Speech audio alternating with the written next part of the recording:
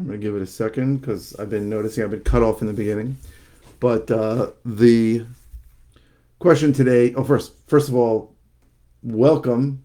This is Michael Pinter. This is the flip. Welcome to the Flipping and Wholesaling Houses in New York show. I am Michael Pinter. I teach you how to start flipping and wholesaling houses in New York, or if you're already doing it, how to grow your business. Now, got a question of how much does it cost to flip a house? That's a huge, very broad question, right? It's like how much does a car cost, right? It can cost $1,000 for some junker, and it could cost you know $1 million for a Bugatti. So how much it costs is really a function of the purchase price and the work you're going to do. So let's talk about sort of how to figure this out, and I think more really in terms of percentages as to also how much cash do you need to bring to the table, because it's very easy to get most of the funds for flipping a house, and we'll talk about how to get funds towards the end. So when you're flipping it, first of all, let's even discuss what flipping a house is, right? Some people say flipping a house is like assigning a contract. That is not what we're talking about here. We're not talking about wholesaling where you get into contract at a deep discount and then assign the contract to another buyer, a cash buyer.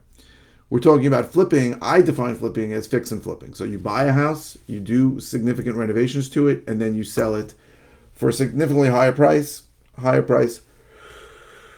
to an end user buyer, right? Someone who's going to move in, right?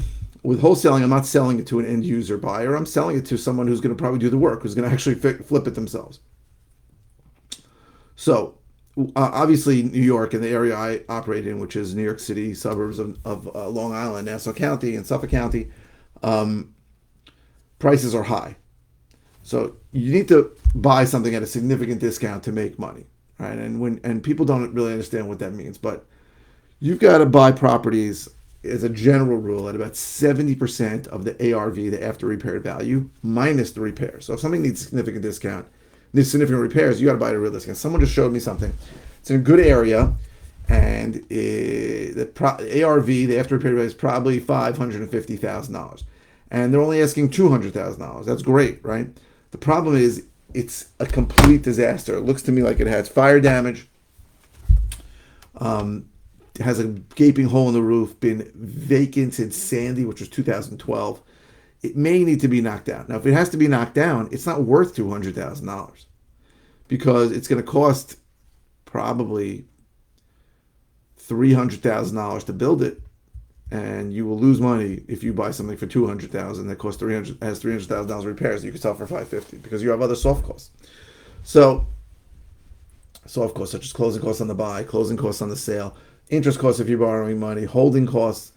So you can't; those numbers don't work. So in general, what it costs. First, let me give you a list of costs. Then we'll talk about figure out percentages, and then we'll talk about getting financing to get money for it, and how much cash you have to really bring to the table. So you're gonna have closing costs on the buy. In New York, it's very common for closing costs to be $10,000. Now you can say, how the hell does that happen? You have a legal fee between $1,500 and $3,000. That's already a big part of the way there. You have title charges, right? Any taxes that are due in the next 60 or 90 days you're going to have to pay. That could be $3,000-$4,000. You have title insurance, is going to be a few $1,000s. You have, if you're taking a loan, you have mortgage tax of 1% of the loan amount. These things all add up. You have recording fees for the deed. That already can be $1,000. If you're recording a mortgage, another $1,000. It's $10,000. You get $10,000 real fast. Could be more. Depends on the purchase price, really, and what time of the year you close for the taxes. So figure $10,000 for closing costs, right? You're going to have your construction costs, which are going to be whatever the hell they are. They could be different. They could be $2,000 in construction costs. It could be $250,000 in construction costs. If you're borrowing money, and most of the time you are, you're going to have interest costs, and that can be significant. You're going to have eventual closing costs on the sale. You're going to have taxes, property taxes, while you own it. You're going to have utility charges while you own it. Contractors can't work without electricity, and in the winter they need heat. You got to landscape it. You got to cut the grass in the summer, and you got to mow the lawn in the summer, and you got to get rid of the snow in the winter. So the holding costs are significant, right? And don't forget the closing costs on the sale. Closing costs on the sale are a big deal. My neck is killing me. Sorry.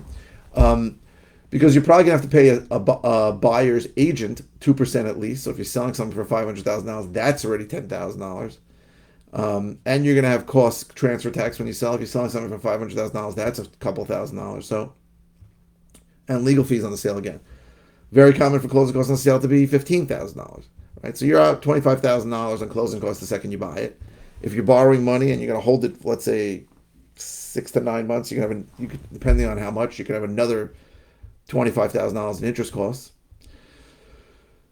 So it costs a lot of money to flip a house. Now let's talk about how much cash you really need, because there are so many hard money lenders that will lend you.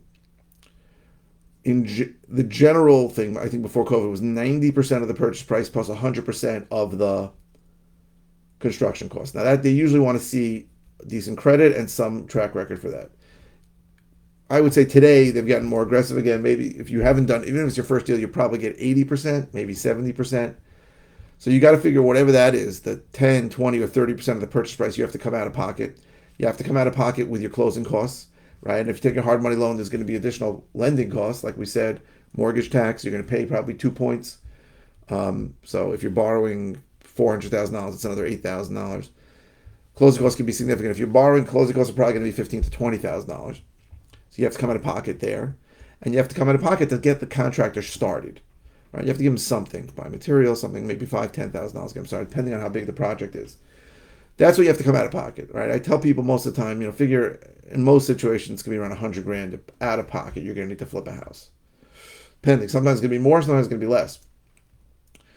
So you want to borrow as much as possible. So I have a student who's telling me now that he has options. One that's going to give him less money at a better terms, right? A lower rate, lower points, or more money, and it's going to cost him a little more. And I'm really pushing him to borrow more money. Now, why am I asking him to borrow more money? Because you want to have cash on hand for a few things. Number one, if the project goes sour in some way, the construction costs more than you thought, which happens a lot. You want to have cash to pay for that. If the construction takes longer than you thought, you're going to need to make payments on that loan, so you need cash for that. And also, you want cash if you want to do another deal, right? Let's say another deal comes up and you need some money for that. So cash is really important. I don't recommend you put everything into a deal either, right? Because if you don't know what you're doing, it could be a year-long project. The market can shift in a year. You might get less for it than you think. So in general, I believe it's very important to keep as much cash as possible and use other people's money as much as you can. The first flip that I did, we got hammered on. I think we paid 16% and 6 points, but it got me in the business, right? Got me in the business, and I made money on the deal.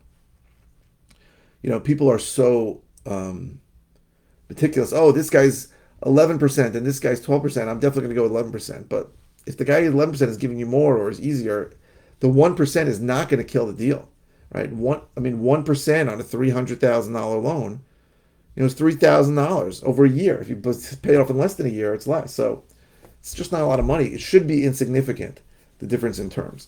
I'm not telling you to not get the best terms. Try and get the best terms. But people are so turned off. I'm never going to borrow hard money. I'm not paying 12%. If it makes the deal happen, then do it. So I would say, how much does it cost? You got to figure between 10 and 30% of the purchase price. You got to figure closing costs, and you got to figure some money to get the contractor started. I'm sorry, I forgot. You got to have enough cash to make the monthly payments on the loan. That could be significant, right? Let me do some quick math. If you're borrowing $400,000 and you're paying 12%, if you keep that property a year, it's $48,000. If you keep it for 9 months, it's still $36,000. It's a lot of cash, and you need that cash. So I've actually had significant amount of people stuck in the middle of a flip where they didn't know what they're doing, and then I came in to rescue them because they ran out of money. It happens a lot. So that's pretty much how much it costs. Again, it's a very broad question. I wish I could be more specific, because someone asked me how much does it cost to deal with this and that. I could give you numbers exactly. So I hope this was helpful. If you're interested in all the ways I can help you, go to howtoflipnewyork.com. If you are interested in, what else do I do? Oh, a course that teaches how I do this, go to howtoflipnewyorkcourse.com.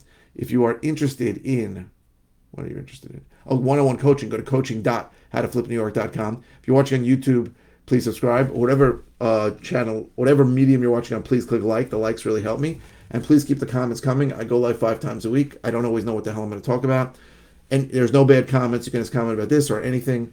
If it's an easy answer, I'll just reply. If it's something I've covered recently or in depth, I'll send you links to the videos. And if it's something new, I'll do a video on it. So thank you very, very much for watching.